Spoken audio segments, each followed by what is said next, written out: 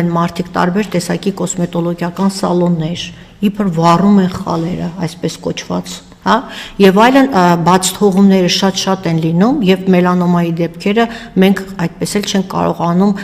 ընդգրկել ուռուցքաբանի եւ մաշկաբանի հսկողության տակ եւ բաց են մնում այդ դեպքերը։ Սա շատ կարեւոր է, որի նկատմամբ ուզում եմ սևեռել բոլորի ուշադրությունը եւ նաեւ կոչ անել մեր կոսմետոլոգիական սալոններ ունեցող բոլոր գոլեգաներին կամ ոչ գոլեգաներին լինեն ուշադիր եւ զգոն, որովհետեւ նրանք խաղում են մարդու կյանքի հետ։ Ես հիմա ստատիստիկելի մի տվյալ կասեմ, եթե մենք մելանոման հայտնաբերում ենք առաջին փուլում, ապա առաջին փուլում բուժման հավանականությունը 95%-ից բարձր է։ Լիարժեք բուժման հավանականությունը եւ 4-րդ փուլում 5 տարվա ապրելիության ցուցանիշը իջնում է 20%-ի։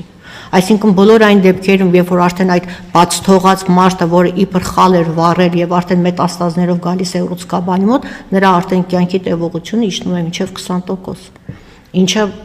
բավական դուրս ցուցանիշ է համարվում եւ դրա համար կուզենայի սևեռել առաջերտին սա ուշադրությունը։ Երկրորդ հերթին դուք ասացիք 60-ից 70 տարեկանների մոտ է հայտնաբերվում։ Ոչ, 60-ից 70 պացիենտի մոտ